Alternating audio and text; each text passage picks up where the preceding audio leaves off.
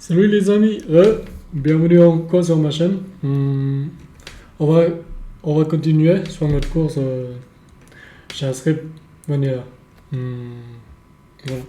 Donc, depuis le dernier chapitre, on avait vu les, les contrôles de flux, tout ce qui est conditions, les pour, tout ça. Et donc, dans ce chapitre, on va voir les fonctions. Ok? Donc, voilà. Là, je vais, euh, je vais en fait essayer un petit peu d'accélérer un petit peu la vidéo. Donc, là, ici, je vais juste recopier depuis le dernier chapitre ce qu'on avait vu. Ok? Ici, je vais le renommer sur le 2. On l'avait déjà vu. Donc, ici, je vais supprimer. Je vais copier le dernier chapitre qu'on a vu sur les contrôles de flux et puis je le mets ici pour juste garder la trace. Donc maintenant on est prêt dans notre fichier index.js. Donc on va voir les fonctions. Ok, on va voir qu'est-ce que c'est. Je vais faire comme d'habitude. Alors qu'est-ce qu'on va voir? Bon, j'ai le copilote qui me complète. Pour le moment, non, je ne souhaite pas qu'il interagisse avec moi. Donc, tout ce qu'on va voir, on va voir ça en gros, tout ça. Alors, je vais essayer de faire comme ça.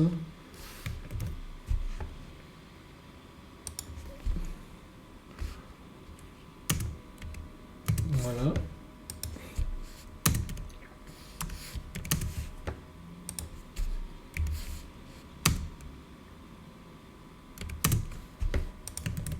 Voilà. Alors, on va voir en fait, en gros, toutes ces étapes-là. Et aussi, on va voir une IFI. Parce que ici, je ne l'avais pas mis. Ok? On va voir une IFI. On va voir qu'est-ce que c'est. Immediately function. Je crois que c'est ça.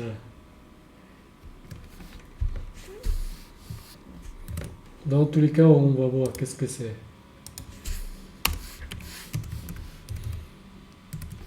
Voilà. Donc, alors, je vous explique petit bref, qu'est-ce que c'est en fait, les fonctions. Eh bien, sachez juste, tout simplement, les fonctions, ce sont des conteneurs du code. C'est-à-dire votre code que vous avez en fait codé, votre algo en gros, votre algorithme en gros, votre programme. Vous décidez de le mettre dans un, dans un conteneur, et bien une, une, une fonction, c'est comme une variable, on peut dire ça. Parce que aussi, en fait, les variables, ce sont aussi des, des, des conteneurs de votre contenu. Et bien, la fonction, c'est la même chose, sauf que la fonction, elle permet qu'on puisse d'utiliser beaucoup plus, beaucoup de choses dedans. On peut faire des logiques, tout ça. Vous voyez, et bien, en fait, c'est comme une variable. Juste que la fonction, ça nous permet euh, de mettre notre logique dedans. Et puis, ben, quand une fois on a besoin de les utiliser, et bien, on n'a qu'à juste l'appeler, puis voilà, puis on l'utilise à plusieurs fois même. On peut, on peut l'utiliser autant de fois qu'on souhaite. Voilà, tout simplement. Ça, c'est une fonction qui est un petit peu différente de la variable. Juste que c'est ce qu'ils ont les choses en commun, c'est que c'est comme une variable aussi parce qu'en fait, il contient votre code à l'intérieur, votre logique à l'intérieur. Ok? Voilà. Sachez juste ça. Et aussi, en fait, il y a une fonction, c'est qu'en fait, elle permet l'avantage d'utiliser les fonctions, c'est qu'elles permettent de ne pas se, se répéter. C'est-à-dire, imaginons vous avez ce bout de code et que vous avez envie de l'utiliser à plusieurs endroits, et ben c'est un moment idéal de le mettre dans une fonction. Et en gros, comme ça, vous écrivez juste une seule fois et puis ben, vous l'appelez à plusieurs endroits. Et c'est ça l'avantage d'utiliser une fonction. Ok? Voilà. Voilà, donc maintenant vous savez en fait qu'est-ce que c'est. Eh bien, c'est juste un conteneur de votre logique en gros. Ok? Et puis, ben voilà, elles permettent d'exécuter votre logique à l'intérieur de ce conteneur, votre code, autrement dit en gros. Ok? Voilà. Euh, alors, il y avait, enfin, je veux dire, il y a trois, on peut dire pour le moment, oui, on peut dire ça, oui. Il y a trois manières de créer une fonction en gros. Voilà. La première manière, c'est la manière classique, c'est-à-dire on doit passer par la déclaration d'une fonction. Ok? Ça, c'est la première manière. Donc, je vais juste mettre comme ça, voilà, en gros, un petit commentaire juste pour dire.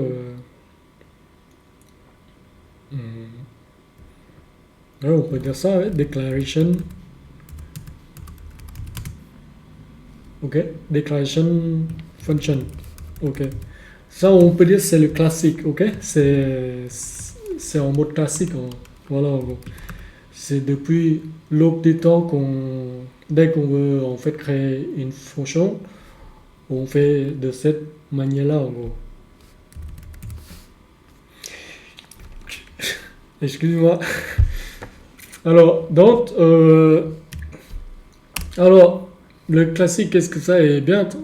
Quand vous voyez en fait ce mot-clé qui commence, c'est toujours ce mot-clé qui, voilà, qui commence, et bien ça, c'est la manière dont on déclare une fonction.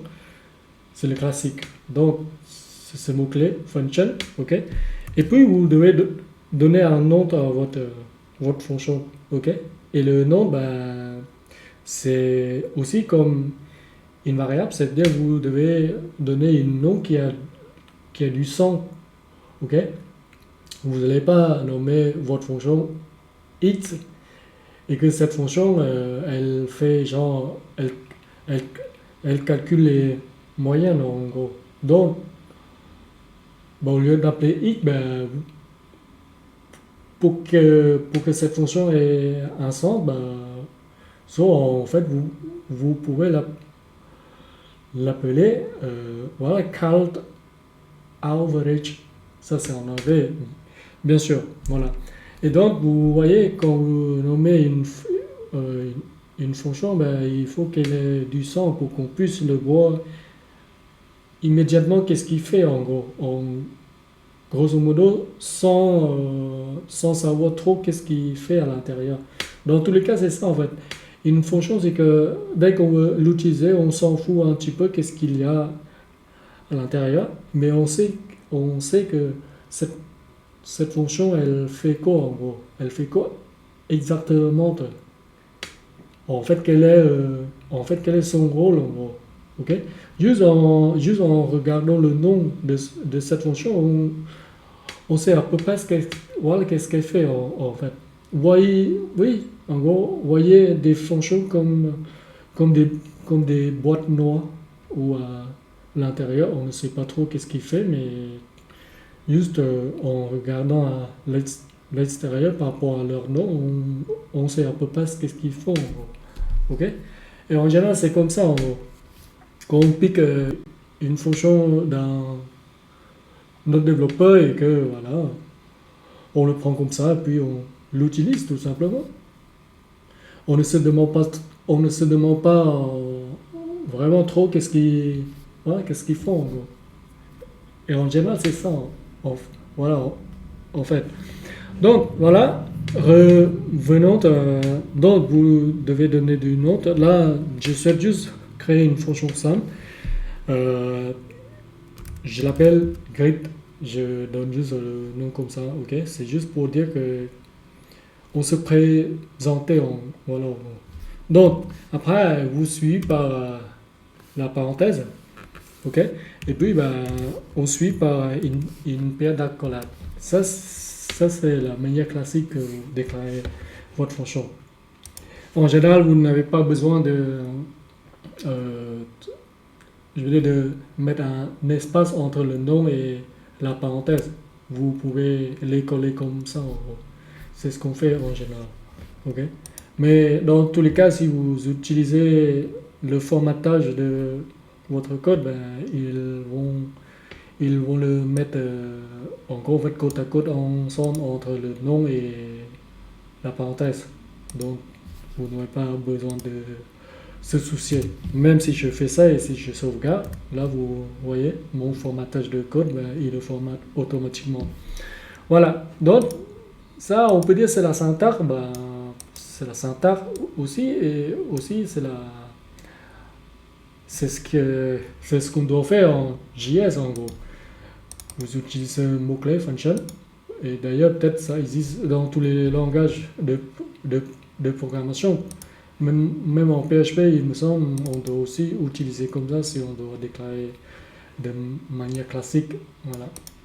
Donc voilà, suivez le nom, la parenthèse et l'accolade. Et à l'intérieur, eh bien, ce sont des logiques. Votre code, votre boucle, même vous pouvez mettre votre contrôle de flux, vous voyez, les if, les switch, tous les boucles, tout ça. Eh bien, tous les codes que vous pouvez qui pouvait exister en gros, c'est-à-dire votre logique, ok? Vous pouvez mettre dans une fonction et puis quand une fois que vous avez besoin d'utiliser toutes ces logiques-là, vous l'appelez juste par son nom, ok? Donc là, ici, je vais juste mettre un console log. Alors je vais mettre juste hello. Bon, je vais écrire en français, ok? Salut. Euh, je, je m'appelle.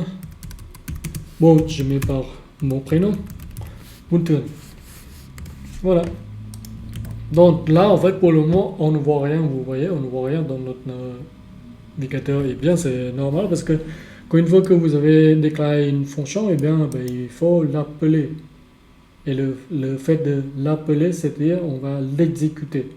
Et bien, pour l'exécuter, il faut juste appeler par son nom, grid.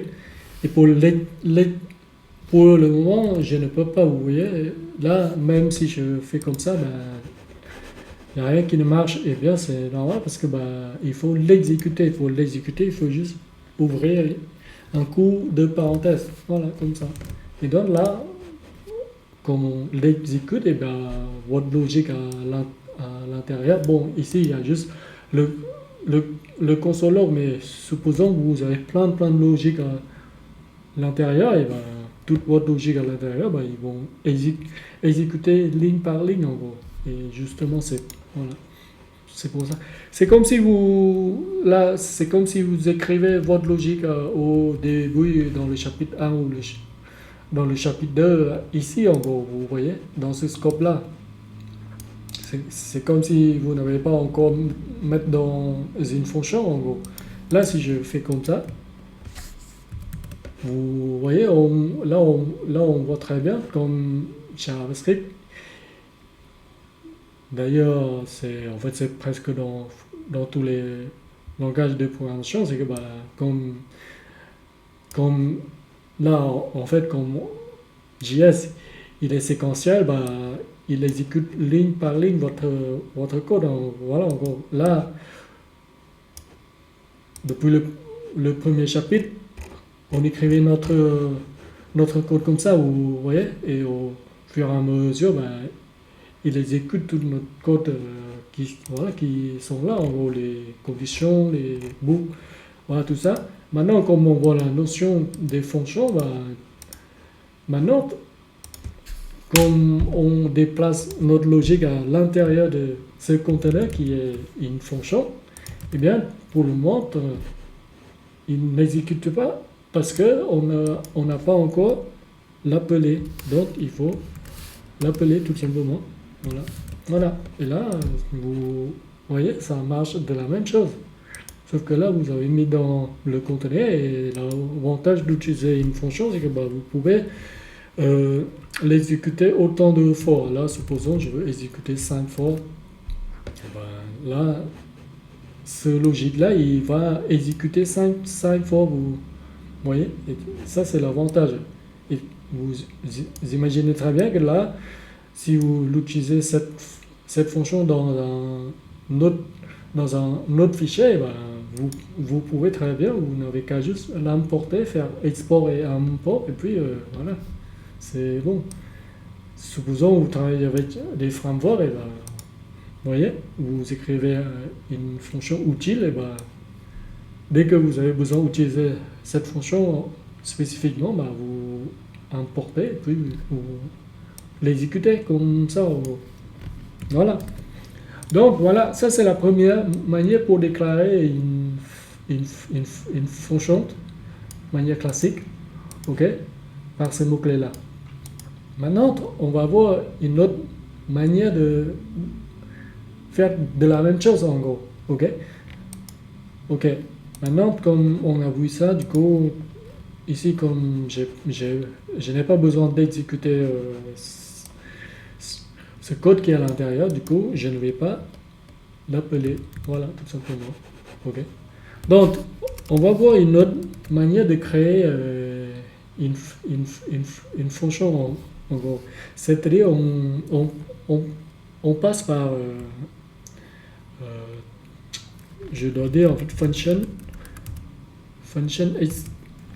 expression. Voilà. Alors, en gros, qu'est-ce que c'est? Là, je vais juste le placer ici parce que comme l'anglais, c'est pas pareil comme en français. Donc, voilà. Alors, en fait, qu'est-ce que ça? Eh bien, ça consiste à mettre ça, là, vous voyez ça? Là, en fait, supposons pour accélérer un petit peu, je vais copier ça. Ok? Sauf que cette fonction de créer je veux dire, cette manière de créer une fonction, c'est que bah, ça consiste de mettre tout ça là, vous voyez, dans une variable. Mais je souhaite mettre juste comme il y a déjà un nom qui s'appelle grid, je ne peux pas le renommer de la même chose. Sinon, ça rentre en conflit en gros, parce que là, on est dans le scope qui est carrément global en gros. Ok? On en parlera tout ça. Donc, je vais le renommer plutôt Gripper. Allez, ok? C'est juste pour dire que ben, c'est une autre manière. Donc, oui, comme je dis, ça consiste à mettre ça, ce syntaxe-là, en gros, on peut dire ça, dans une variable. Donc, voilà. Ça, donc, en fait, il devient function expression. C'est juste en gros pour dire que ça, là, ce que vous voyez là, en fait, c'est une fonction anonyme, ça. Vous voyez ça? Et donc, non. Et donc, il faut que je supprime ça, en gros, parce qu'on l'a déjà mis dans une variable, ok? Je ne peux pas faire comme ça, en gros.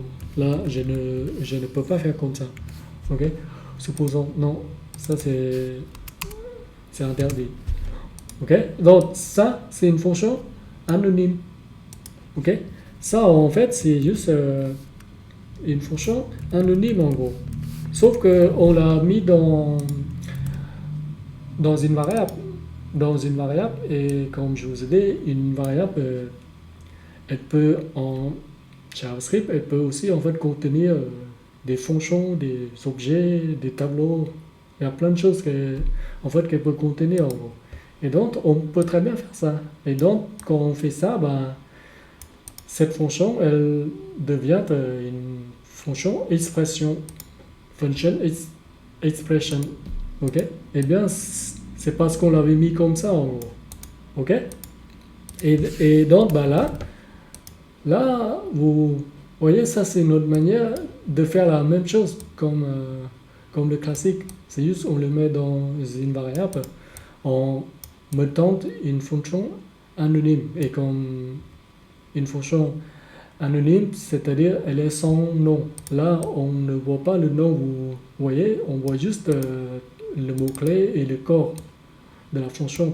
Et puis on donne aussi, on lui donne quand même le nom. C'est normal parce qu'on a besoin de l'utiliser plus tard. Et c'est pour ça qu'on l'appelle les fonctions anonymes en gros. C'est parce que au plus tard dans notre code, on a besoin de l'utiliser. Et en général, ce qu'on fait, c'est ça. En gros, vous pouvez très bien faire votre fonction de cette manière-là, c'est pas un problème, ok? Et juste ça, c'est notre manière de créer une fonction, ok?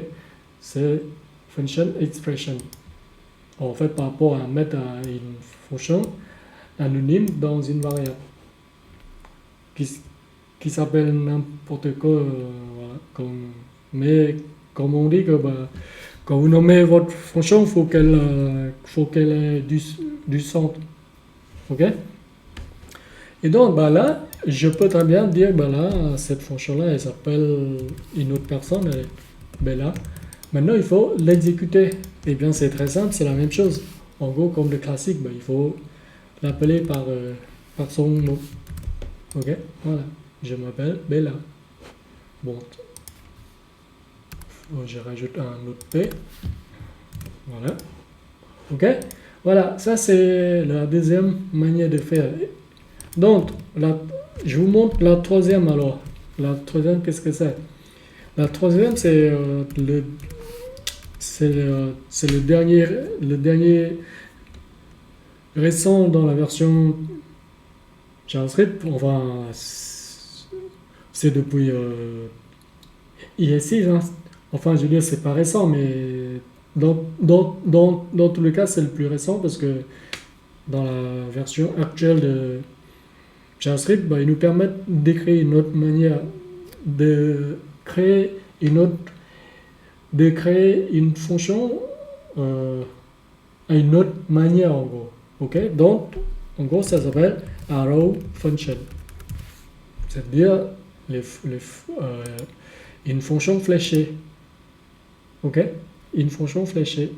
Alors function, c'est ça, voilà. Donc, alors qu'est-ce que c'est? Eh bien, c'est très simple, c'est la même chose en fait. C'est-à-dire vous devez le mettre dans une variable. Là, bon, comme j'ai déjà déclaré le grid 2, donc ici je vais mettre le grid 3, ok? Sauf que quand vous déclarez par cette manière, c'est-à-dire fonction fléchée, vous ne devez pas mettre ce mot-clé function en gros.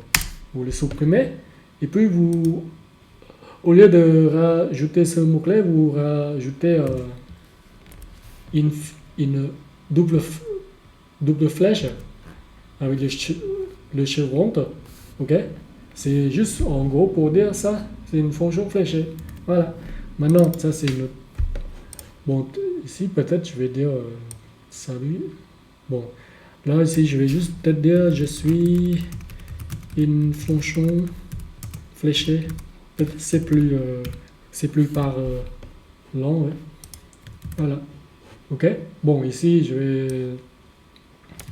vais respecter de la même logique. Donc ici je suis une fonction. Qu'est-ce qu'on peut dire? Une expression. Ouais, c'est ça. Une expression fonction. Voilà. Ok. Et donc ici, bon, ici, je suis, et là c'est, je suis une fonction classique, voilà. Voilà, comme ça vous voyez en gros, voilà, chaque manière qu'on crée une fonction en gros. Donc là, on ne voit rien, c'est normal. Maintenant, si je veux appeler le grid,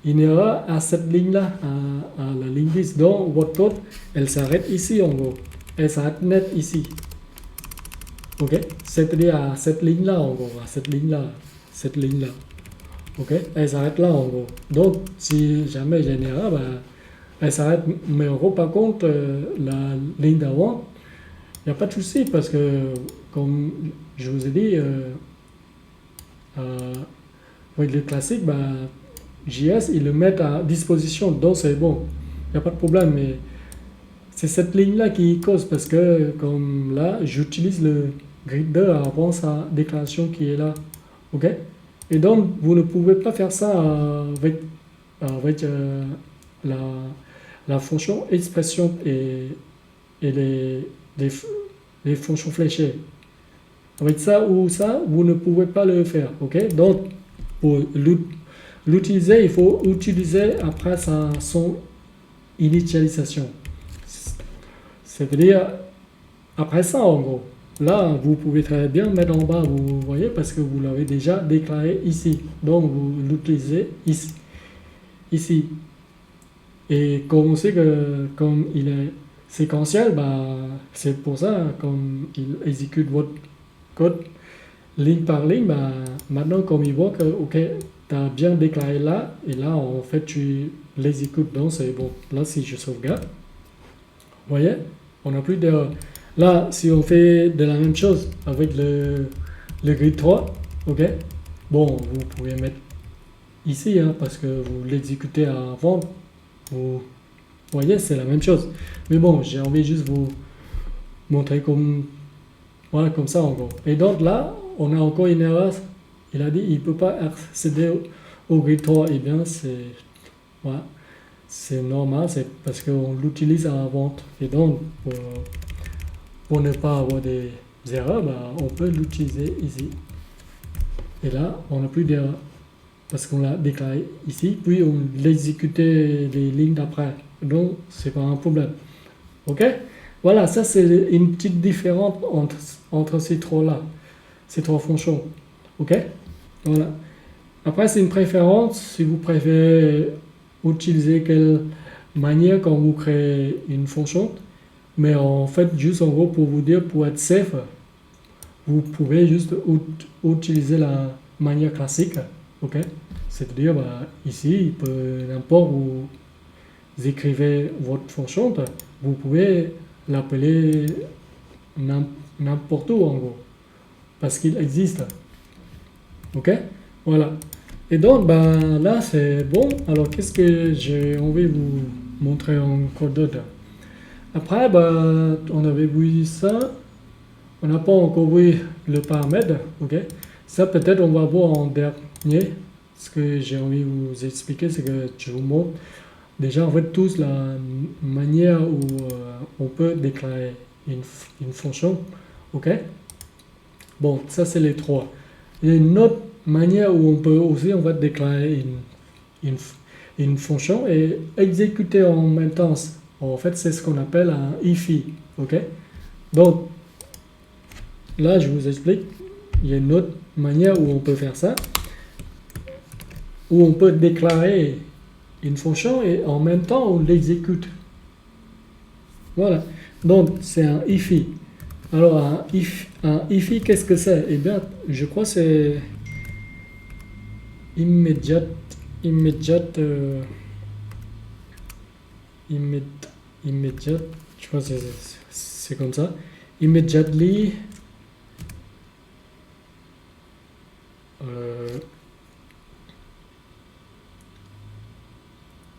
non, c'est plutôt, j'ai oublié en fait. Alors, un IFI. Je crois que c'est pas ça en fait, l'acronyme. J'ai mal fait. Oui, c'est un double I en fait. Voilà, désolé, c'est un double I et FE. Voilà, c'est ça. Et c'est quoi en gros ça? Eh bien, c'est juste. Bon, là on peut aller voir directement. Voilà, comme ça, c'est un. En gros, par son nom, c'est par son long là, son nom en gros qui est long, c'est immediately invoke function expression. En fait, c'est une fonction expression, c'est la même chose comme ça en gros. Sauf que bah, au lieu de mettre dans une variable et puis on l'appeler plus tard, non. On le déclare et puis on l'invoque immédiatement. C'est ce qu'il dit, immediately invoke. C'est-à-dire on l'invoque immédiatement. C'est-à-dire on l'appelle en gros. Okay? On l'exécute en gros. Voilà, c'est ça. Donc pour faire ça, c'est très simple. Là, bon, ici je vous montre ça, ben voilà. Ça en fait, il nous montre en fait 3 exemples de faire de la même chose. Là en gros, c'est ce qui nous montre. Soit on peut le faire de manière classique, c'est-à-dire avec ça, les fonctions expressions, vous voyez. Donc, je vais vous montrer ça en fait. Alors, la façon où on crée un IFI, c'est que bah, d'abord vous mettez juste une paire de parenthèses. OK? Et puis, bah, vous faites comme d'habitude, c'est-à-dire vous mettez une fonction anonyme. Donc, une fonction anonyme, c'est ça. On écrit en fait function et puis on met encore un autre coup de parenthèses. Voilà, tout simplement. OK? Et puis, bah, à l'intérieur, on met juste ça, en gros, les accolades. Et puis, pour déclarer, et puis pour l'invoquer, c'est-à-dire pour exécuter immédiatement, eh bien, on met un autre coup de parenthèse. Voilà. Voilà. Et là, en fait, ce que vous faites là, vous êtes en train de créer un IFI qui en gros, en fait, s'exécute en même temps, en gros. Donc, ici, on peut très bien mettre un console log, juste pour dire que ben là, je suis bon, on peut dire une IFI, en gros. Voilà. Donc là, si je sauvegarde ici, en gros, vous allez voir, voilà. Vous voyez, vous avez un autre console log. Ici, en fait, elle s'exécute directement, en gros. On n'a pas besoin de mettre un nom, puis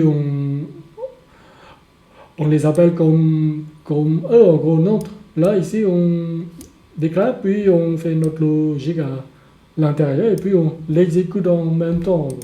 Et donc, c'est pratique.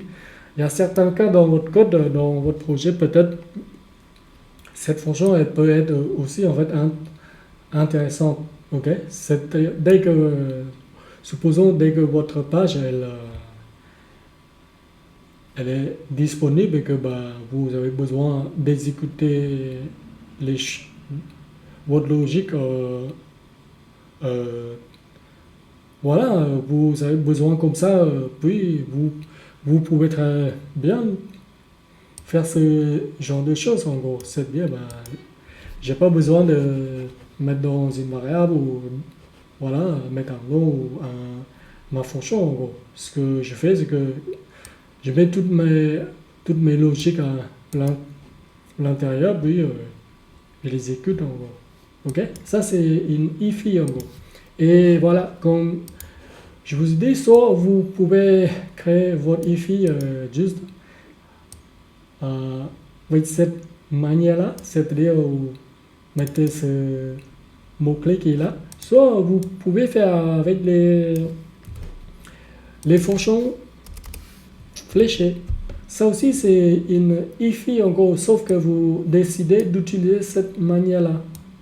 Ça aussi, c'est une fonction anonyme en gros. Okay? Sauf que c'est une nouvelle version de fonction en JS en gros. Et donc, on peut très bien faire une IFI de cette manière-là. C'est pas un problème, c'est la même chose. Ok? Donc là ici, ce que je vais mettre, je vais juste mettre je suis ici manière, allez, on peut dire ça, ouais, manière fléchée. Voilà. Et ça c'est manière expression. Ouais. On peut dire manière classique en gros. Ok? Voilà. Donc bah là, vous voyez, là il y a deux Zifi qui exécutent en même temps en gros et donc voilà. Donc là, je vous montre les manières où vous pouvez faire votre IFI en gros. Donc, alors, jusqu'à là, on avait vu la déclaration, les manières où on déclare notre fonction. Euh, on a vu, voilà, les fonctions fléchées, les IFI, tout ça.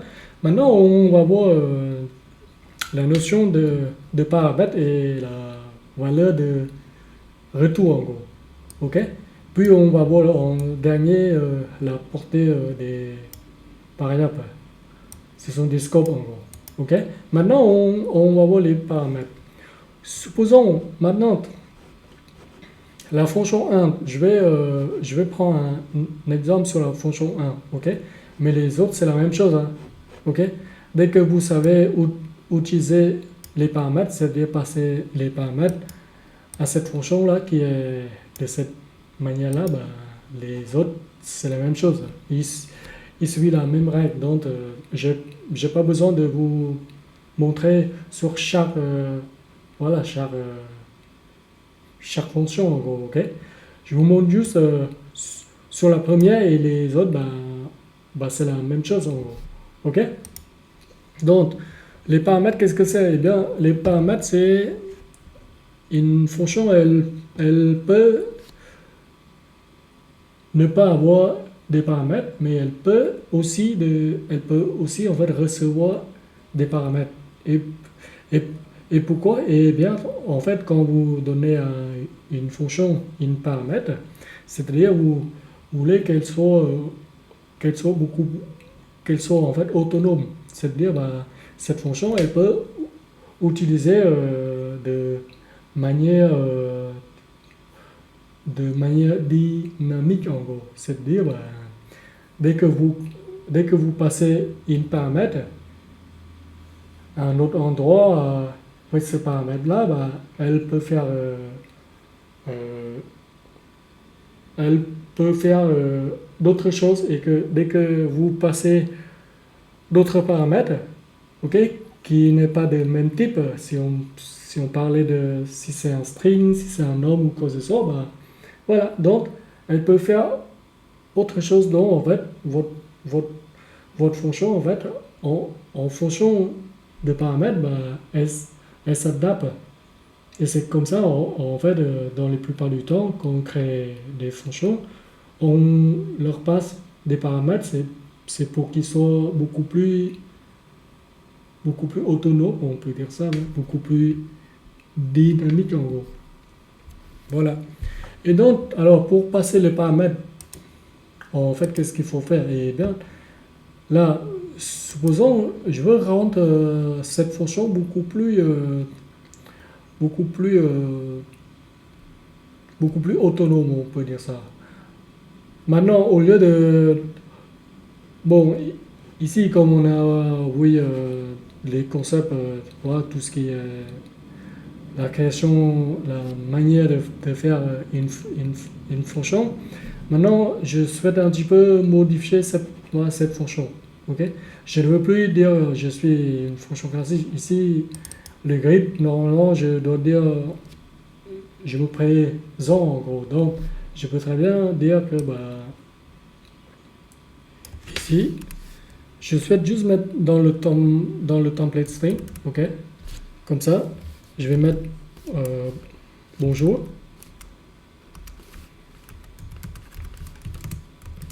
Je m'appelle.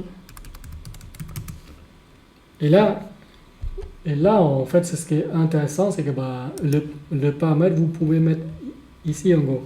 Ici, le paramètre, je décide qu'elle s'appelle euh, name, ok? Voilà, c'est-à-dire voilà notre prénom en gros. Et donc, eh bien, ici, je, je m'attends que cette fonction, à chaque fois qu'on l'appelle, elle lore différemment les prénoms en dépend qu'on lui passe en gros. Et donc là ici, je souhaite juste dire ça. Moi je dis ça, voilà en gros. Dès que je l'appelle, eh bien, je lui passe un prénom peu n'importe, voilà qui c'est. Et ben, en fonction de ce paramètre, et ben, cette fonction, elle va loguer euh, le, le prénom de cette personne-là en gros. Ok? Bon, ici, là, on voit trop de consoles. Ici, je, je, je souhaite le commenter. Ok?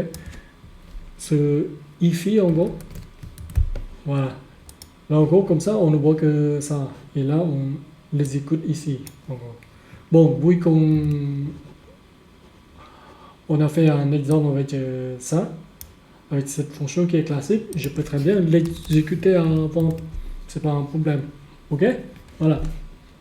Et donc, pour le moment, vous voyez, dans le console, il est undefined, eh bien, parce qu'on ne lui passe pas le paramètre.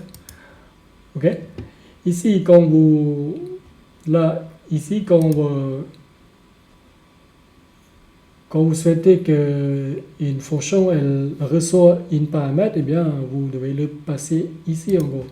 Des fois, on l'appelle ça, en fait, on a l'intendant à mélanger un petit peu entre le paramètre et l'argument en gros. Eh bien, les deux mots ils sont interchangeables. Vous pouvez très bien dire du, du, du côté quand vous l'appelez voilà, cette fonction et que vous lui donnez ouais, en gros ce paramètre, vous pouvez l'appeler en argument ou en gros paramètre, c'est la même chose en gros. Ok? C'est ce qui importe, c'est que vous devez en fait passer en fait quelque chose à cette fonction. Et bien, c'est ce que cette fonction, elle s'attend à en gros en fait, recevoir. Et en fait, qu'est-ce qu'elle attend? Eh bien, c'est le paramètre ou un argument. Voilà, tout simplement. Et donc là, je, je souhaite passer moi, voilà, Ubuntu. Maintenant, si je sauvegarde, et là, vous voyez, bonjour, je m'appelle Ubuntu. Maintenant, j'appelle encore cette fonction, mais cette fois-ci, je vais passer d'autres paramètres qui est différent de Ubuntu. Eh bien, cette fois-ci, je passe Bella. Et là, vous voyez, cette fonction, elle fonctionne de manière intelligente, on peut dire ça, oui. De manière autonome, de manière dynamique. C'est parce qu'en fait, c'est en fonction du paramètre, elle affiche euh, différemment le prénom des, des, des gens en gros. Et justement, et c'est ça qui est intéressant, le paramètre. Et là, je souhaite juste en fait passer juste my. Ok? Et là, vous voyez, chaque personne est différente et donc c'est cool. C'est pour ça, dès qu'on crée une fonction, la plupart du temps, on donne euh, des paramètres, en gros, pour qu'elle puisse en fait faire des choses avec ces données, en gros. C'est-à-dire, en fait, ces paramètres. Voilà, tout simplement. Ok? Bon, voilà, pour le moment, je vous montre la, la concept des paramètres, c'est ça. Et juste une petite astuce, c'est que les paramètres, elles peuvent être aussi en fait par défaut. Là, vous pouvez très bien faire ça. Ici, si je supprime juste, je vais juste en fait, je vais juste en fait je vais juste l'appeler une fois. Donc voilà. Là, vous avez remarqué si je ne passe pas, ben, j'ai en fait cette valeur qui est undefined en gros. Ok? Eh bien, comme en gros cette variable, elle est ici dans cette fonction, on peut l'utiliser cette, comme cette variable, elle n'a pas de valeur, comme on ne passe pas. Je vous ai dit, en fait, JavaScript, ben, il va l'assigner à une valeur qui est undefined, et c'est pour ça on voit cette variable, elle a cette valeur-là. Sauf que nous, on ne veut pas ça, on veut prévenir un petit peu, on veut que ces paramètres, si jamais on ne passe pas le nom, le prénom par défaut, ce sera, eh bien, on peut très bien faire ça en JS. En faisant ça, c'est-à-dire vous mettez juste le symbole égal, c'est juste en gros pour dire au cas où si jamais on ne passe pas une valeur qui est là, quand on l'appelle, eh bien ce name là, il sera par défaut, la valeur par défaut, ça sera quoi? Eh bien moi je souhaite juste la valeur par défaut, ce sera mon prénom tout simplement. Donc je peux écrire Buntun. Ok. Et là, si je sauvegarde, vous allez voir, je n'ai plus la valeur undefined, c'est parce que ce name-là, ben, si jamais il voit que, ok, il n'y a rien qui est passé, donc le name, ben, sa valeur, ben, elle va prendre ça. Buntun. Supposons on passe ici, on passe mais là, eh bien, vous allez le voir, ben, comme on a passé la valeur qui est là, donc le name, cette variable-là, ben, elle va prendre cette valeur-là. C'est parce qu'on l'avait en fait passé là. Vous voyez? Là, c'est juste ici, c'est juste pour éviter d'afficher la valeur undefined en gros. C'est tout simplement OK. Voilà. Et donc là, je vous montre le paramètre et le paramètre par défaut qui est là. Voilà aussi, comme ça vous savez que une paramètre, bah, elle peut être aussi en fait elle peut avoir la valeur par défaut en gros. Ok? Voilà. Et donc, alors, pour le moment, ce qu'on fait, c'est qu'on ne fait que en gros afficher. Maintenant, une fonction, elle peut aussi en fait retourner la valeur. Maintenant, je vous montre dans un autre exemple, dans une fonction, en gros, on va créer ici en gros, ok? Alors, une fonction qui retourne une valeur en gros, et bien, c'est cool parce que dans la plupart du temps, quand vous créez des fonctions dans votre projet, c'est que la plupart du temps, hein, elle retourne quelque chose. Et bien, ici, on va créer une fonction, ok, qui s'appelle bon, allez, add. Voilà, ok. Donc cette fonction add, c'est juste, elle va en fait recevoir une paramètre nom, nom, ok. Donc je peux écrire cette variable qui est la variable locale. Ok, donc ce qu'elle fait, c'est que elle retourne en gros, voilà, elle retourne le résultat. Ok, donc ce que je peux faire, c'est que là, bon, pour le moment, je vais juste vous montrer comme ça. Ok, let résultat. Ok, donc je peux très bien faire ça. Donc je peux très bien faire ça. Du coup, pour retourner en fait la valeur d'une fonction, vous devez toujours écrire return. Ok, ce mot clé là, c'est juste pour dire je veux que cette fonction elle retourne quelque chose. Et donc, alors qu'est-ce qu'elle retourne? Eh bien, elle retourne là, je vais juste faire result. Ok, result est égal à result. Bon, là si c'est un petit peu redondant, mais je vous explique. On peut en passer tout ça, mais bon, voilà, plus non. Ok.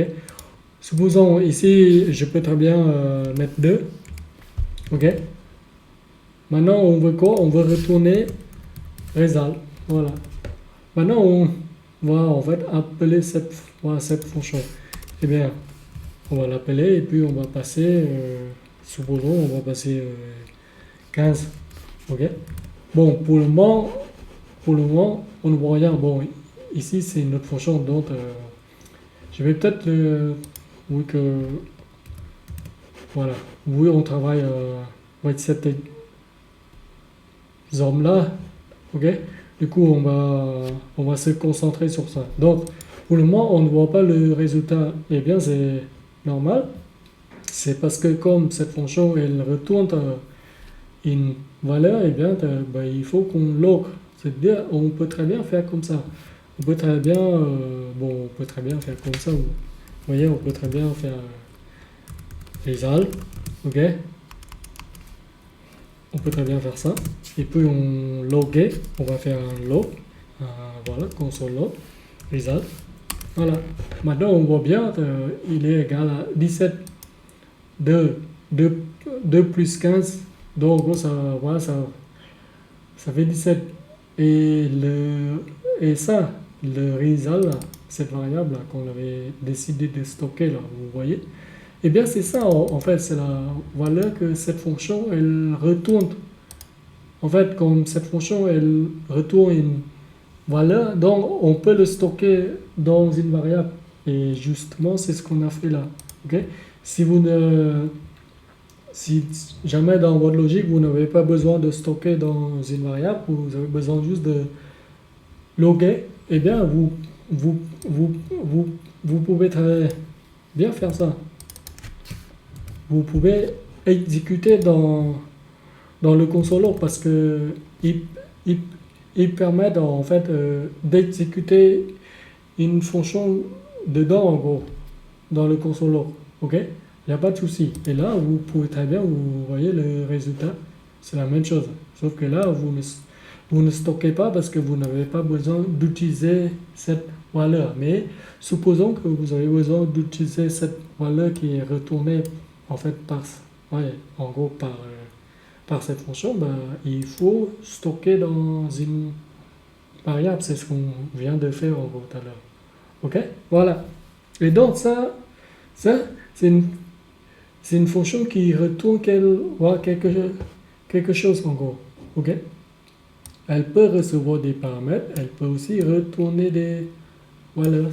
C'est ce qu'on vient de voir là. Voilà.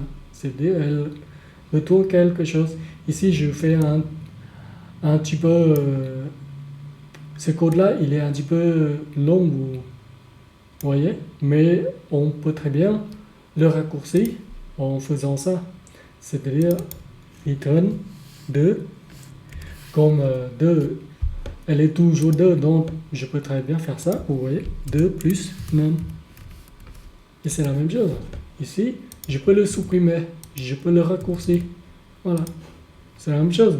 Vous voyez, dans le console log, on a toujours 17. Là, si on passe 20, ça va faire 22. Voilà. Et donc, et là, pour encore, là, ici, vous voyez, ça, on fait de cette manière-là encore. Mais vous pouvez très bien faire ça, le transformer en fonction fléchée. Ici, eh bien, c'est très simple pour faire ça. Juste, vous pouvez juste faire ça, const, être, et puis on le transforme en fonction fléchée. Vous pouvez faire ça. Voilà. Voilà. Vous voyez, ça ne change pas. C'est la même chose. Sauf qu'on ne veut pas l'exécuter avant. Sinon, on a une erreur. Ok? Voilà. Et donc, ici, pour raccourcir encore, parce que je ne vous ai pas dit, hein, mais en fait, une fonction fléchée, vous pouvez le, le raccourcir. Supposons si vous avez juste une seule ligne de retour ici, vous pouvez très bien en passer les accolades. C'est-à-dire, voilà, vous pouvez supprimer tout ça et vous pouvez faire ça. C'est parce qu'en fait, le flèche, il retourne déjà quelque chose en gros quand vous faites ça. Si vous avez insert link, là, notre logique, on a juste insert link. Donc, on peut très bien en passer les accolades, ok, sans le mettre en gros. Donc, on peut faire ça, voilà.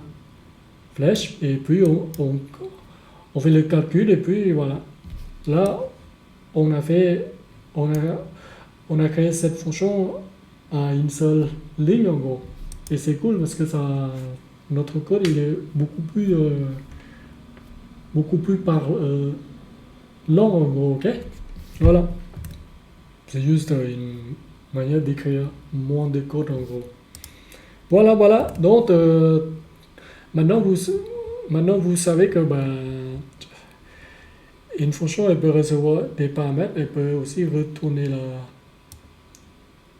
valeur. C'est ce qu'on là on fait là. Et en fonction de ça, si on souhaitait de le stocker dans une variable, on peut le faire. Voilà. Il suffit juste de déclarer une variable, puis on l'invoque ici. Voilà, comme ça. Bon, on a déjà... Oui, mais bon, là, je vous le remonte encore une fois, juste pour dire. Et ça, c'est la valeur que cette fonction qu'elle a retournée en gros. Et donc, quand on a besoin d'utiliser ces valeurs dans notre code, supposons, voilà, on peut très bien le prendre. Bon, ici, on ne fait que juste loguer, mais supposons que vous avez une autre fonction qui a besoin de cette valeur-là et puis il va faire quelque chose avec cette valeur et ben voilà, vous voyez parce que les fonctions ils s'interagissent entre eux en gros. Vous avez d'autres fonctions qui ont besoin de cette valeur-là, puis ben vous allez encore en fait appeler d'autres fonctions et puis vous passez cette valeur-là à d'autres fonctions en gros. Et c'est comme ça en gros.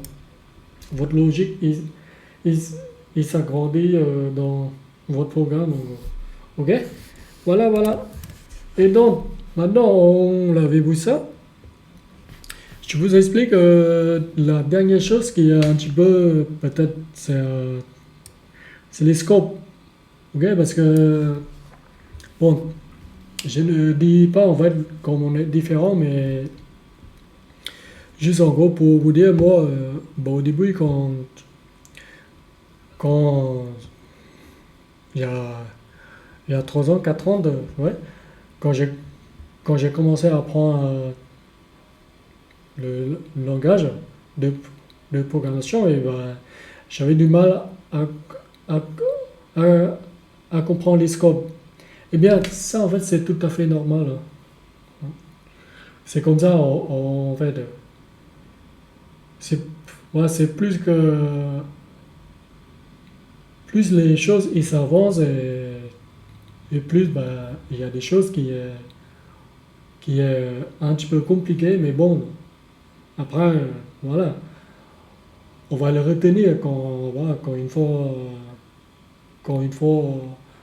on va on pratique, puis voilà, vous voyez, ça a fort de, de, de coder, d'essayer de comprendre les choses, et voilà, c'est ça qui vous rend, c'est pas un problème, c'est normal, on est humain, c'est normal, on n'est pas des, des machines en gros. Et donc là, les plupart des gens, ils ont du mal à comprendre, et bien, y compris moi, quand, quand j'avais en gros en fait commencé. Ok? Maintenant, je vous explique, c'est parce que je connais euh, leur concept en gros, leur, leur notion de scope en gros. Ok? Donc, je vous explique ça, c'est pas un problème. Donc, là, ici, je vais juste. Voilà, de retour juste d'une fonction. C'est juste pour la commenter, juste. Voilà, de retour. Voilà. Alors, maintenant, on va voir les scopes ici. La portée des variables, qu'est-ce que c'est? Autrement dit, le scope. Eh bien, je vous explique. Alors, la portée des variables, c'est que, en gros, en fonction de votre logique, votre, votre code, votre programme, il a des scopes en gros. Ok. Alors, je vous explique. En fait, qu'est-ce que c'est le scope? Eh bien, c'est en fait tout simplement l'endroit où votre code il vit. On peut dire ça, votre variable, votre fonction, l'endroit où il se situe. Là, ici, supposons, là, ce que je vous montre là, ici, vous voyez ça. Eh bien, là, on s'appelle, c'est le scope global. Je vous dis juste, ça c'est le scope global. Et pourquoi on l'appelle le scope global? Eh bien, c'est parce que il est dans la racine de notre projet, notre fichier en gros. Il est ici en gros. On écrit, ça c'est le scope global. Eh bien, tout ce que vous avez écrit ici, vous avez déclaré une variable, une fonction fléchée, une fonction expression, et bien, toutes ces choses-là, votre book, ils sont dans le scope global. Et c'est ce qui est, en général, c'est ça en fait. Votre programme, dès qu'il démarre les choses, il est dans le scope global tout simplement. Ok? Donc, supposons pour illustrer sur la portée des variables, des scopes là, voilà ici. Donc, je vais déclarer une variable qui, bon, cette fois-ci, je vais appeler juste. Alors, qu'est-ce que je peux appeler? Je peux appeler juste, je peux dire, voilà. Bon, ça c'est un nom de variable. Hein. Ne vous trompez pas avec le mot-clé va. Hein. Ici, je décidais juste dire juste. Bon, je peux dire variable. Bon, je peux dire plutôt global. Bon, peut-être on se comprend juste en mettant juste global va. Ok, c'est juste en gros pour dire global variable. Ok. Bon, ici, je souhaitais mettre un chiffre 5. Ok. Jusqu'au moment, pour le moment, c'est très bien. Vous voyez. Là, si on le console log 5, si on le console log cette variable, global va, et là, on voit très bien 5. Bon, ici, on voit ça, je vais. Bon, là, on voit ici 5. Vous voyez. Eh bien, cette variable, pour le moment, elle est dans le scope global. Donc, on peut utiliser en gros, c'est pas un problème. Ok. Maintenant, supposons vous créez une fonction qui s'appelle, je sais pas, peut-être multiply, allez, on peut dire ça. Multiply, c'est juste en fait pour multiplier. Ok. Donc, cette fonction, eh bien, c'est très simple, juste là. Ce qu'elle fait, c'est que elle va multiplier, elle va retourner, allez, on peut dire ça, elle va retourner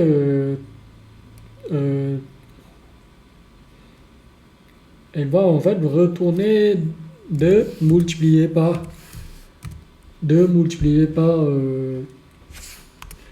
allez, on va décider de passer un nombre à cette fonction. Ok. Donc ici je peux mettre number, peu n'importe. Donc on peut mettre comme ça. Multiply 2, on peut le multiplier par ce nombre qu'on va en fait passer. Donc on peut très bien faire ça. Ok. C'est pas un problème. Donc maintenant c'est bon. Vous voyez. Maintenant on va essayer d'exécuter cette fonction. Ok. C'est pas un problème, jusqu'à là c'est normal, on crée une fonction, voilà, pas de problème. Donc on va l'exécuter, pour l'exécuter c'est juste on ouvre la parenthèse, puis on peut passer le nom. Cette fois-ci, je vais décider de passer ça, ce nombre-là, ok? C'est pas un problème. Voilà. Je peux le, je peux le passer parce que je peux l'utiliser comme il est dans le scope global, eh bien, je peux l'utiliser parce qu'il existe globalement. Vous voyez? Il existe globalement. Je peux l'utiliser, donc c'est pas un problème. Là, si je sauvegarde, vous voyez? Bon, ici, c'est juste... voilà. Et là, on voit 10. 2 fois 5, donc ça fait 10. Ok? Là, jusqu'à là, vous voyez, voilà, qu'est-ce que j'ai envie en venir en gros. Et bien, maintenant, ce que je souhaite vous montrer, c'est que bah, là, je souhaite juste en fait déclarer une variable qui est là en fait. Là, je peux déclarer une variable qui s'appelle local. Local var, c'est juste en gros pour dire que ça c'est une variable dans ce scope là. Ok? C'est-à-dire elle n'existe que entre ces accolades de cette fonction. Ok? Donc ici, je peux très bien mettre allez, je peux très bien mettre ça, mettre cette variable, elle vaut à ce nombre-là, en gros. Donc, je peux très bien faire ça. C'est pas un problème. Ok? Voilà. Ça, c'est la même chose. Vous voyez? Supposons que je veux utiliser cette variable qui est là. Là. Vous allez le voir, on va y avoir un souci. Supposons déjà, je veux faire un console log. Local var. D'ailleurs, il ne me propose même pas. Il ne connaît pas. Là, vous voyez, il a dit local var is not defined. Et pourquoi? Eh bien, parce que là, quand JavaScript, il voit dans le scope, là, vous voyez, dans le scope, il voit, elle n'existe pas, en fait, cette variable dans ce scope-là, qui est le scope là. Ce scope-là, en fait, c'est le scope global, en gros. Ok? Et là, on est en train d'utiliser une variable qui n'existe pas dans le scope global. Là, on n'a pas déclaré cette variable, vous voyez. Cette variable, on a déclaré juste dans cette fonction. Et donc, là, vous voyez très bien, j'avais deux scopes là. Ça, ici, on peut dire c'est le scope local. Ok? C'est parce que ben, elle n'existe que localement dans cette fonction, dans ce bloc en gros.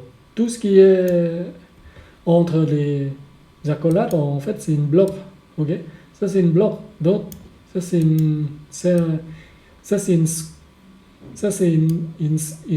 scope qui appartient à cette fonction. Et donc, cette variable, local var, elle n'existe que dans cette fonction. Vous ne pouvez pas l'utiliser dehors. Et quand vous l'utilisez dehors, bah, votre code il s'arrête parce qu'il y a une erreur. Ok? Maintenant, si je veux loguer cette variable à l'intérieur de cette fonction, ici, eh bien, je peux très bien le faire. Là, je n'aurai plus d'erreur.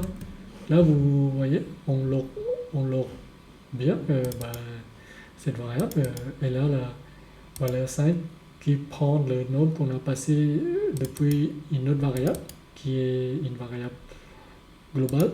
Ok? Là, je peux mettre carrément en lettres capitales pour que vous puissiez voir. Ok? Voilà. Voilà. Là, c'est le scope, notre scope là qui est là, c'est le scope global, et ça, c'est le scope local parce qu'elle est à l'intérieur d'une accolade d'une fonction. Et ça, c'est cette variable, elle n'existe localement, c'est tout. Vous ne pouvez pas l'utiliser, cette variable, dehors, ici. Ok? Donc, quand vous avez besoin de réfléchir sur votre logique, c'est que bah, vous devez en fait faire attention. Si jamais vous vous, vous, vous créez des variables et tout, vous devez voir l'endroit où vous déclarez votre variable. Ici, l'endroit déclaré de cette variable, elle est dans cette fonction, donc c'est-à-dire elle n'existe que dans cette fonction. Ok? Voilà. Et donc, voilà, c'est ça en gros. Ça en gros, c'est les scopes. Use, il y a un petit cas. Vous devez faire attention, c'est que là, ici, là, en JavaScript, surtout, là, si je fais comme ça, vous allez voir, je veux bien utiliser cette variable-là, qui est dans le scope global, dans cette fonction. Eh bien, vous pouvez l'utiliser. C'est pas un problème. Là, vous voyez, là, si je, je commence voir ce truc-là, cette variable locale, je veux utiliser cette variable qui est là. Ok? Et donc là, on peut très bien l'utiliser là, vous voyez? Donc, sachez juste, le scope, quand vous travaillez avec JS, avec JavaScript, c'est que si vous êtes dans une fonction, c'est-à-dire dans une scope qui est différent du scope global, on peut dire ça c'est le scope parent en gros. Ok? Ça c'est le parent. Hein. On peut dire ça parce que quand vous déclarez une fonction, c'est que vous le déclarez dans le scope parent, c'est-à-dire là. Vous voyez? Et que là, là, on peut dire c'est le scope enfant. Ok? On peut dire ça, voilà. Là, je peux très bien mettre enfant, parce que ça, c'est le scope enfant, en gros. Eh bien, il y a une règle dans JS, c'est que le scope enfant peut accéder au scope parent, ici. C'est-à-dire, l'enfant, il peut l'utiliser la variable qui est déclarée dans le scope global, qui est parent. Et c'est pour ça, on n'a pas d'erreur, vous voyez, on voit bien 5. Là, si je change, je sais pas, 35, là, on voit bien, on peut l'utiliser, cette variable, dans le scope enfant qui est là. Ok? Mais à l'envers, c'est-à-dire, à l'inverse, c'est quoi? Eh bien, à l'inverse, c'est ça. À l'inverse, c'est que le scope parent qui est là, il ne peut pas utiliser la variable qui est dans le scope enfant. Là, si je fais comme ça, je vais juste faire un console log de cette variable qui se trouve dans le scope enfant. Et là, on va avoir une erreur. Il a dit, tu peux pas accéder parce que ça, c'est une scope enfant. Il y a juste une petite différence. Et le parent, il peut, non, enfin, je veux dire, l'enfant, il peut accéder aux choses qui sont déclarées globalement, c'est-à-dire dans le scope parent, c'est-à-dire global. L'enfant, il peut accéder, mais par contre,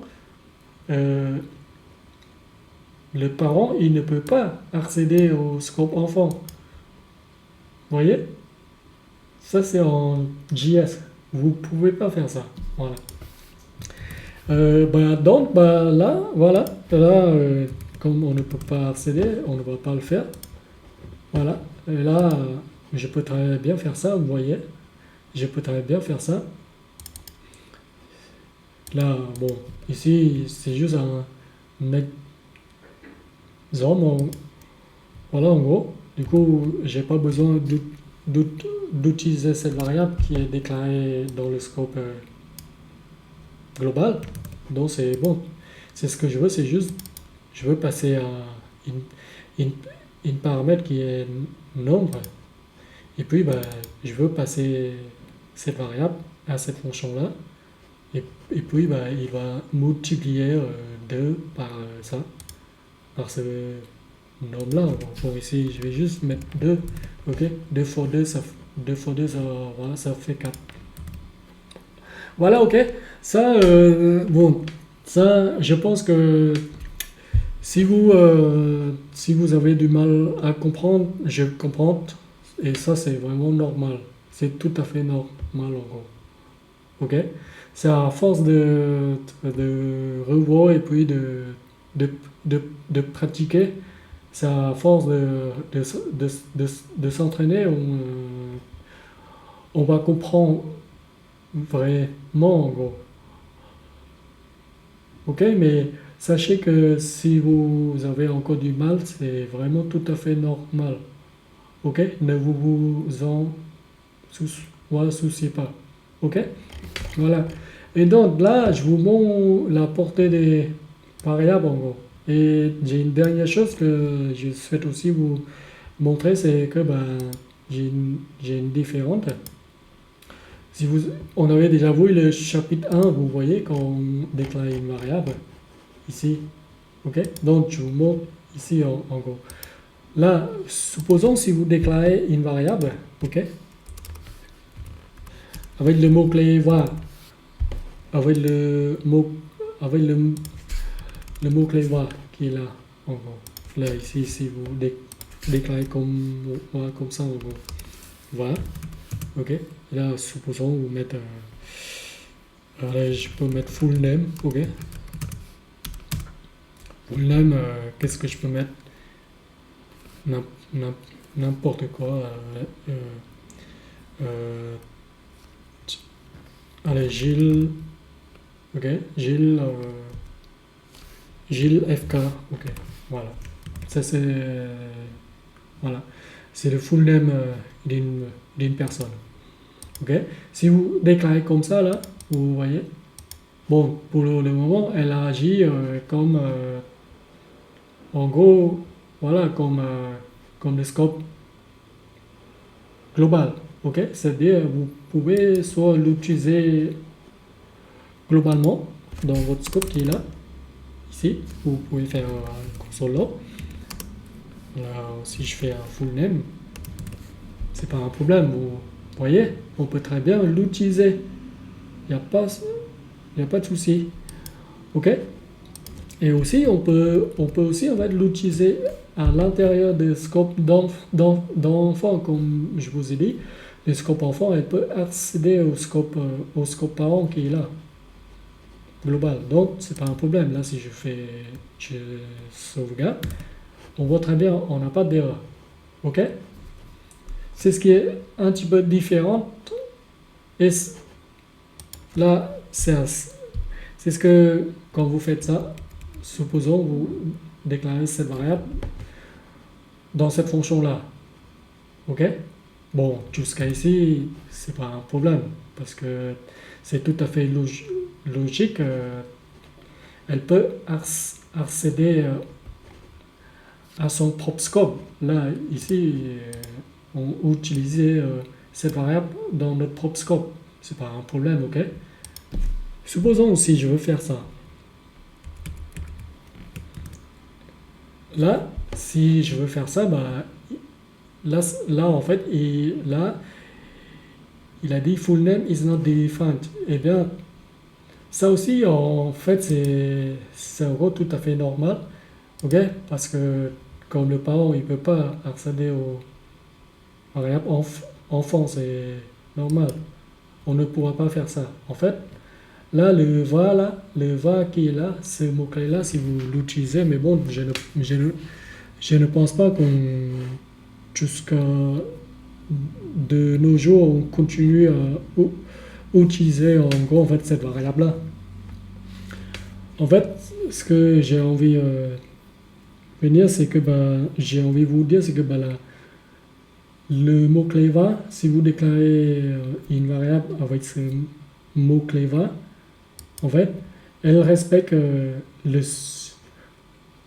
scope de fonction. Et il faut que je vous dise aussi, en fait, le mot-clé con et le mot-clé let, en fait,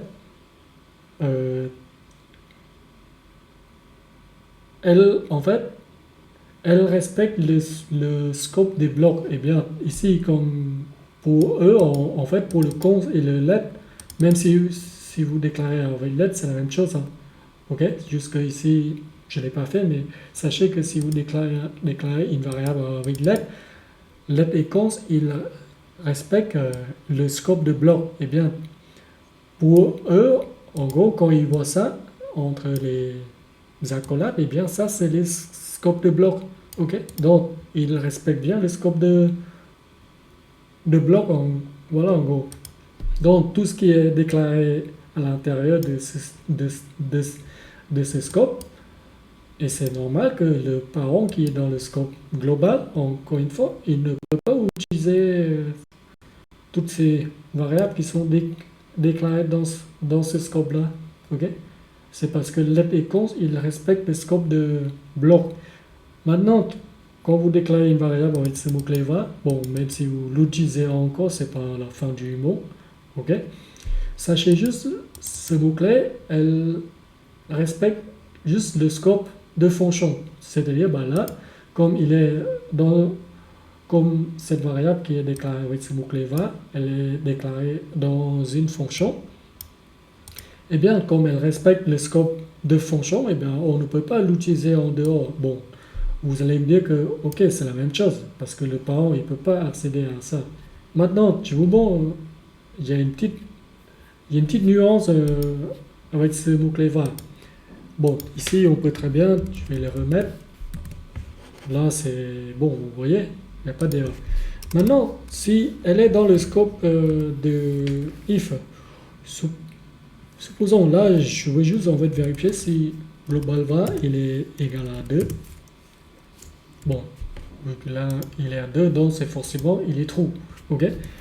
Maintenant, ici, tu veux en gros, déclarer, tu veux déclarer une variable int. Allez, on peut dire ça. Bon, ici, c'est juste un exemple. Ok? Je vais mettre 10, ok? Cette variable. Ok? Et puis, je vais déclarer une variable let. Bon, cette fois-ci, je vous montre cette variable let. Let ou const, c'est la même chose parce qu'il respecte le scope de bloc. Ok? Ici, je vais mettre 5. Ok? Ok, jusqu'à là, ok. Voilà, pas de souci. On peut les utiliser dans le scope. Là, vous voyez. Là, si on fait it, console log it, console log y, c'est pas un problème. On n'a pas d'erreur. On peut l'utiliser. Là, on voit très bien. Il y a le i qui log 10 et le y, c'est 5. Jusqu'à là, c'est bon. Vous voyez. On n'a pas d'erreur. Ok. Maintenant, si on fait comme ça, qu'est-ce que vous allez me dire ici, de la ligne 56 et 57? Là, si je sauvegarde, là, on a une petite erreur. Il a dit y is not defined. C'est tout à fait normal encore, et encore une fois, c'est ça que j'ai envie de souligner sur ce chapitre, c'est que comme je viens de vous dire que let et const, ils respectent le scope de bloc. Là, pour let, c'est une bloc en gros. Là aussi, pareil, pour const, ça, c'est une bloc en gros. Dès qu'ils voient les accolades, ce sont des blocs pour eux. Ils s'en foutent si c'est une fonction ou quoi que ce soit. Si c'est des contrôles de flux, des boucles ou quoi que ce soit, dès qu'ils voient ça, c'est une bloc. Chaque bloc en gros. Ok? Donc, c'est tout à fait encore normal parce qu'on ne peut pas l'utiliser parce qu'il est là, il est dans le scope, dans ce bloc-là. Ok? Il n'existe pas globalement, donc on ne peut pas utiliser y. C'est normal, on voit en fait cette erreur. Donc, ça, il vous donne l'erreur. Ok? Ça, c'est ça en fait. C'est cette erreur-là, en gros. Ok? Ça, vous ne pouvez pas l'utiliser, c'est tout à fait normal. Encore une fois, parce qu'il est dans une autre scope. Ok? On peut dire c'est une scope enfant. Allez. Mais bon, juste pour vous dire que let et const, ils respectent les scopes de bloc. parce que ça, entre l'accolade, ce sont des blocs en gros, ok? Donc vous ne pouvez pas accéder comme ça. Même vous ne pouvez pas accéder à cette variable ici. Encore une fois, je vous le montre. Là, non, vous ne pouvez pas. Bon, comme on a déjà en fait cette erreur là à la ligne 56, votre code il s'arrête en gros, ok? Il s'arrête là. Supposons si je ne veux pas qu'il ait des erreurs, ben là on a toujours l'erreur parce qu'on ne peut pas accéder à cette variable parce qu'elle est dans, comme encore une fois, let echo il respecte les scopes de bloc, et bien parce que ça c'est une bloc, donc ça c'est notre scope, on peut dire c'est une scope enfant, donc on ne peut pas, les parents ils ne peuvent pas accéder, ça c'est encore tout à fait normal, ok? Maintenant ce que j'ai envie de venir avec cette variable, ce mot-clé va, maintenant vous vous demandez en fait, bon ici comme on ne peut pas, là vous vous demandez, mais pourquoi on peut utiliser it alors? Parce que là en gros c'est le parent là. Et le parent il veut utiliser cette variable it qui est déclarée dans ce bloc de if. Pourquoi on peut utiliser cette variable it et on ne peut pas utiliser cette variable full name qui est là? Là c'est ce que j'ai envie de vous montrer, c'est ça. Là si je fais comme ça. Là, comme on a déjà l'erreur, du coup votre code il s'arrête là. Mais là, ce que j'ai envie de vous montrer, c'est que bah là, si je déplace le full name avant le it, c'était pour avoir l'erreur de cette variable qui est là. Là, il m'indique encore l'erreur juste pour dire que bah ok. Donc, attendez, parce que it, on n'a pas l'erreur, on peut l'utiliser. Vous voyez, là on voit très bien la valeur, mais ces deux-là, il y a un truc qui est un petit peu louche là. Et pourquoi ils sont louches? Eh bien là, si vous voyez bien, c'est que bah, le it, il est dans une scope de bloc, on peut dire ça, oui, parce qu'il est dans le if. Il y a des accolades. Et cette variable var encore aussi qui est déclarée, il est aussi entre cette accolade là. Ok? Normalement, on ne peut pas aussi en fait l'utiliser. Et c'est ce qui est. C'est ce qui fait en gros, parce que là, on ne peut pas l'utiliser. Mais par contre, on peut l'utiliser. Et il y a un souci là. C'est ce que j'ai envie de venir par là, c'est que bah là vous dites que bah, si tu ne peux pas utiliser full name, qui est déclaré dans cette repère accolade là, normalement tu ne peux pas aussi utiliser it, cette variable it qui est déclarée dans ce scope là. Parce que là, vous voyez que bah, c'est la même chose en gros. Là, il est déclaré à l'intérieur, mais par contre, tu peux l'utiliser. Et pourquoi tu ne peux pas utiliser l'autre qui est aussi déclaré à l'intérieur, qui est là? Là, en gros, tu as une erreur. Normalement, tu peux aussi l'utiliser. Eh bien, on ne peut pas. Alors, je vous explique. La raison, c'est que bah, là, le mot-clé va, il ne marche que son scope, on peut dire le scope. Il ne respecte que le scope de fonction en gros. Parce que là, vous voyez cette variable full name. On peut l'utiliser dans son propre scope, c'est pas un problème. Là, on peut l'utiliser, mais bon, là ici, on l'utilise dehors. Donc, on a l'erreur. Et pourquoi on n'a pas l'erreur avec ça? Oui, qui fait à peu près la même chose. Il est déclaré à l'intérieur de notre scope. Mais on peut quand même l'utiliser. Eh bien, déjà une différence. Allez. Encore une fois. Bah, ce mot-clé va, eh bien, il ne respecte que le scope de de fonction. C'est-à-dire, quand vous utilisez une variable qui est déclarée avec va, ben, il faut que vous regardez l'endroit où il est déclaré. Là, vous remarquez cette variable fullName va, utilisée avec ce mot-clé va, elle est déclarée dans une fonction. Vous voyez, function, blablabla, voilà. Même si vous utilisez la fonction fléchée, c'est la même chose. Ok? Voilà, en gros, faites ça chez juste ça.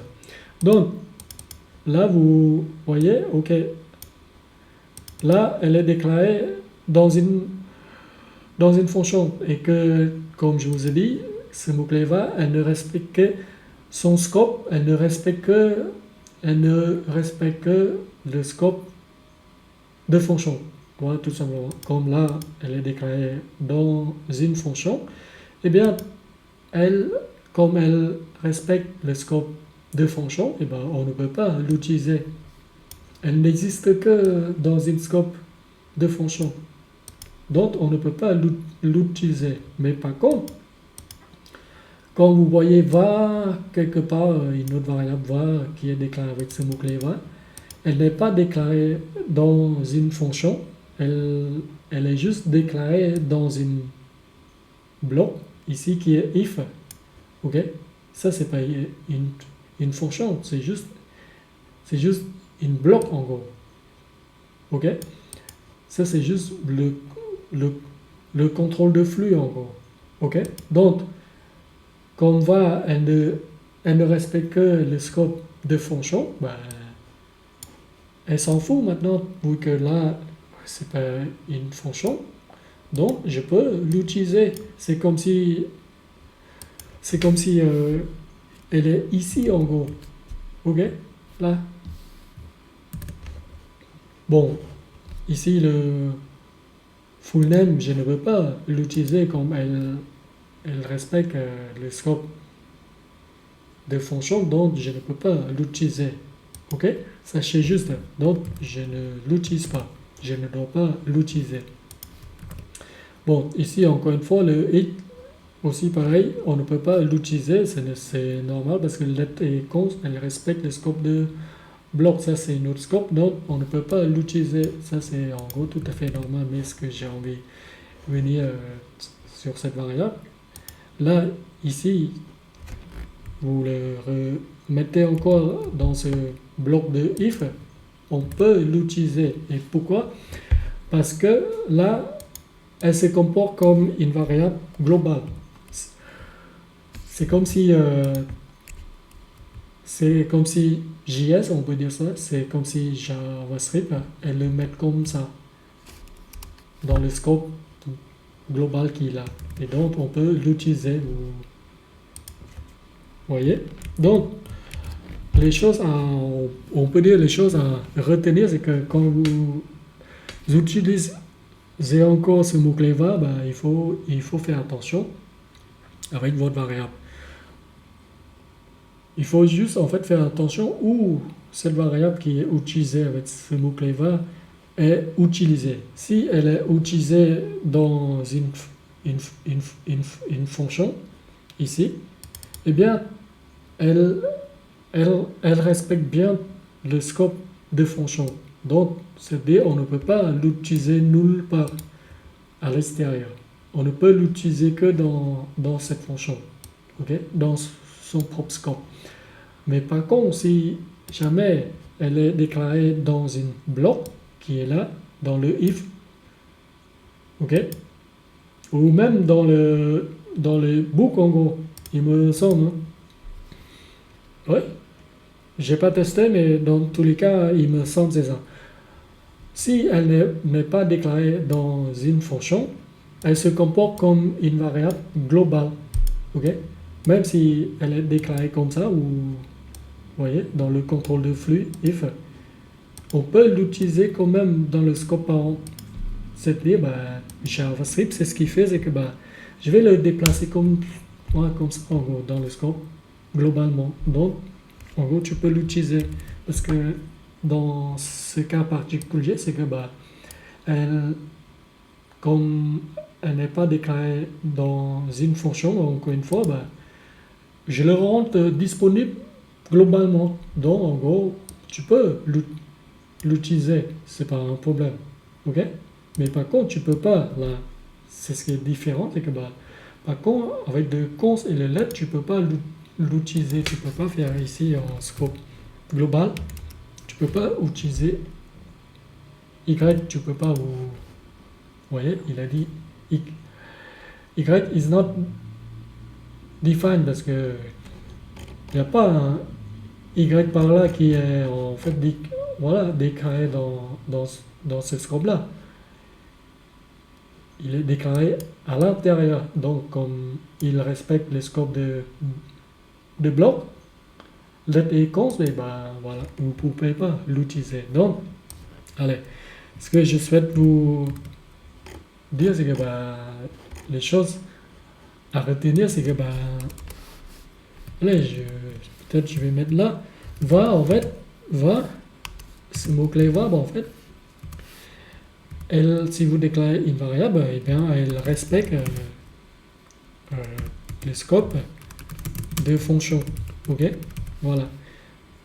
Maintenant, si vous utilisez le mot-clé let et cons, eh bien, eux, en fait, ils respectent le scope de, de, de blocs, en gros. Ok? Voilà. Et en fait, c'est pour ça, je crois, la raison que la nouvelle version de JavaScript, le ES6, en fait, ils ont introduit ce mot-clé let et cons, c'est parce que pour qu'on écrit moins d'erreurs dans le code, c'est parce que il y a certaines choses, on se mélange un petit peu entre le scope de fonction et le scope global, et donc c'est pour ça qu'ils ont introduit ces nouveaux mots-clés pour déclarer des variables en gros. Et c'est pour ça qu'on l'utilise plus bas, c'est parce que ben, comme il peut parfois avoir des, des, des confusions, ok, entre le scope de fonction et le scope de bloc, le scope global, et voilà. C'est pour ça qu'ils ont dû changer avec ces deux nouveaux mots-clés en gros. Et donc, bah, d'après ce que moi je vous conseille d'utiliser avec ces deux mots-clés, hein. Moi, d'après ce que j'ai pu en fait coder, d'après mon expérience personnelle, j'ai jamais utilisé var. Voilà, en gros, en fait, pour vous dire, dans le projet que j'ai travaillé avec les entreprises, c'est que j'ai jamais utilisé ce mot-clé var. J'utilise toujours ce mot-clé let et cons. Ok? C'est parce qu'ils permettent de ne pas mélanger les choses. Parce qu'en fait, chaque variable, quand vous déclarez, bah, il respecte toujours son scope automatiquement. Dès que vous l'utilisez n'importe quoi, bah, il va lever l'erreur. Et c'est pour ça, c'est pour éviter d'avoir des erreurs avec ce mot-clé let et cons. Ok? Maintenant, maintenant, vous savez les différences entre var et let et cons maintenant. Donc, voilà. Un conseil, utilisez toujours cons. Ok? Peu importe, vous déclarez une variable ou mettez une fonction dans une variable, déclarez toujours avec cons. Quand vous utilisez let, eh bien let, c'est quand vous estimez que cette variable, elle peut changer de valeur. Là, oui, vous pouvez mettre let et puis dans une autre ligne après, vous changez la valeur de cette variable. Là, vous utilisez let. Mais quand vous commencez à déclarer une variable, utilisez toujours cons. Ok? Après, dès que vous oui, dès que vous vous dites que, ok, cette variable, elle peut changer de valeur. Donc, ben, vous, vous, le ch- vous, vous changez con en lettres et voilà, point. Ouais, c'est tout à fait ça. Ok? Donc, je crois que c'est tout hein, dans ce chapitre. J'espère que vous avez compris à peu près en gros. J'espère que vous avez compris un petit peu au moins. Ok? N'hésitez pas à regarder encore cette vidéo. C'est parce que bah, c'est comme ça, à force de regarder à plusieurs fois ou même de vous renseigner euh, sur des autres tutos. Voilà. Donc, n'hésitez pas. Voilà. Donc, on a fini ce chapitre sur les fonctions et les scopes. Ok? Et donc, moi, je vous dis, on va se revoir dans le prochain chapitre. Ce sera le tableau et les objets. Ok? Et puis, bah, il nous reste pas mal de chapitres. Ok? Donc, ouais, ça va. On avance bien. Donc, cool. Donc, voilà. Donc, on se voit dans le prochain chapitre. Allez, ciao.